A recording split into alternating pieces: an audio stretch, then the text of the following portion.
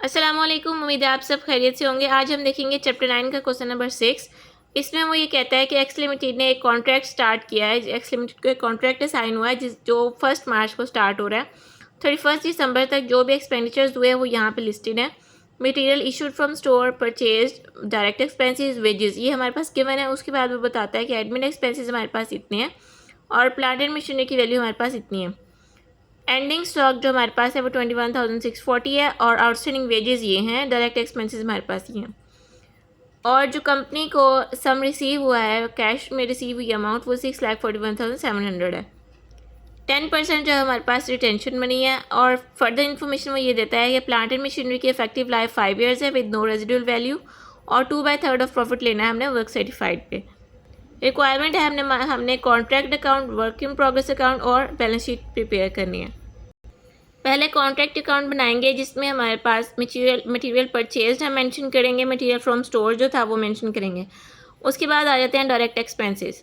Direct expenses में हमने यहाँ पे इनर कॉलम में अमाउंट लिखनी है और उसके अंदर ऐड करने हैं आउटस्टैंडिंग वेजेस, आउटस्टैंडिंग एक्सपेंसेस जो हमारे पास मेंशन है, क्वेश्चन में मेंशन किया है उन्होंने 490। इन दोनों का सम करके हम आउटर कॉलम में लिखेंगे। फिर आ जाती है हमारे पास वेजेस भी आउटस्टैंडिंग गिवन है तो आउटस्टैंडिंग वेजेस को ऐड अप करके फिर आउटर कॉलम में अमाउंट लिख देंगे। एडमिन एक्सपेंसेस हमारे पास गिवन थे। उसके बाद उसने कहा है कि मशीनरी की वैल्यू उसने दी हुई थी और हमें बताया था कि नो रेजिडुअल वैल्यू। तो हम यहाँ पे जो है वो डेप्रिसिएशन का मेथड लगाएंगे, उसका फॉर्मूला अप्लाई करेंगे और इसकी वैल्यू कैलकुलेट करेंगे। रेजिडुअल वैल्यू तो हमारे पास 0 है तो हम 121,800 में से 0 माइनस 0 डिवाइडेड बाय 5 जो उसकी लाइफ है हमारे पास वो यहाँ पे मेंशन कर देंगे। और मल्टीप्लाई हमने 10/12 क्यों किया है, क्योंकि 1 मार्च से जो है वो ये कॉन्ट्रैक्ट स्टार्ट हुआ है तो उसके अकॉर्डिंग हम डेप्रिसिएशन कैलकुलेट करेंगे। ये हमारे पास डेप्रिसिएशन आ गई और मटेरियल एट साइट हमें गिवन है वो भी हमने यहाँ मेंशन कर दिया। वर्क इन प्रोग्रेस की हेडिंग के अंदर हमने वर्क सर्टिफाइड मेंशन किया क्योंकि हमारे पास 10% रिटेंशन मनी थी तो बाकी 90% हमारे पास वर्क सर्टिफाइड आ गया। उसको मल्टीप्लाई किया तो हमारे पास ये वर्क सर्टिफाइड की अमाउंट आ गई। अब हमने इसको बैलेंस किया और हमारे पास प्रॉफिट कैरी डाउन आ गया। नेक्स्ट स्टेप में हम इसी प्रॉफिट को कैरी डाउन को यहाँ पे ब्रॉड डाउन करेंगे और फिर यहाँ पे प्रॉफिट एंड लॉस अकाउंट को कैलकुलेट करेंगे। जो हमारे पास प्रॉफिट आया था उसको हमने 2/3 से मल्टीप्लाई करना है ऑफ वर्क सर्टिफाइड। 90% हमारे पास वर्क सर्टिफाइड है, 10% रिटेंशन मनी है तो यहाँ पे हम 90% से मल्टीप्लाई करेंगे तो ये हमारे पास प्रॉफिट एंड लॉस अकाउंट की अमाउंट आ गई। यहाँ पे इसको बैलेंस किया तो हमारे पास रिजर्व फॉर कंटेंजेंसीज जो है वो उसकी अमाउंट आ जाएगी 27,000, जिसको आप प्रॉफिट कैरी फॉरवर्ड भी कह सकते हैं। ठीक है, अब हम चलते हैं वर्क इन प्रोग्रेस अकाउंट के ऊपर।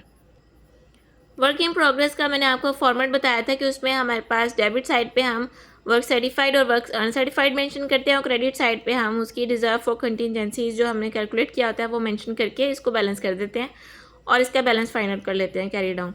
वर्क सर्टिफाइड हमारे पास गिवन था जो हमने कैलकुलेट किया था। उसके बाद रिजर्व जो हमारे पास हम आया वो भी हमने यहाँ मेंशन कर दिया। इन दोनों को बैलेंस किया तो जो हमारे पास बाकी अमाउंट है इसको हमने बैलेंस कैरी डाउन में लिख दिया।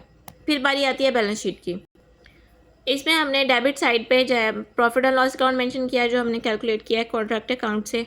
आउटस्टैंडिंग जो हमारे पास एक्सपेंसेस या वेजेस थी वो यहाँ मेंशन कर दी, वेजेस और डायरेक्ट एक्सपेंसेस। क्रेडिट साइड पे आए तो मटेरियल एट साइड गिवन था वो मेंशन किया है। वर्क इन प्रोग्रेस की हेडिंग के अंडर हमने value of work certified mention किया, अनसर्टिफाइड होता तो वो भी मेंशन करते हैं। इससे हमने माइनस किया है प्रॉफिट कैरी फॉरवर्ड या रिजर्व भी इसको आप कह सकते हैं, वो माइनस किया। उस वैल्यू से हमने कैश रिसीव जो था कॉन्ट्रैक्ट से उसको माइनस किया, इसकी वैल्यू भी हमें गिवन है क्वेश्चन में, उसको माइनस किया इनर कॉलम में और टोटल अमाउंट जो थी वो हमने आउटर कॉलम में मेंशन कर दी। फिर हमने यहाँ मशीनरी की वैल्यू लिखी, उसे डेप्रिसिएशन लेस करके जो बाकी रिमेनिंग वैल्यू बनती है मशीनरी की वो यहाँ मेंशन कर दी। तो ये हमारे पास बैलेंस शीट भी कंप्लीट होगी। ये क्वेश्चन नंबर 6 हमारा कंप्लीट हो गया। उम्मीद है आपको समझ आया होगा। अपना ख्याल रखिएगा। अल्लाह हाफिज़।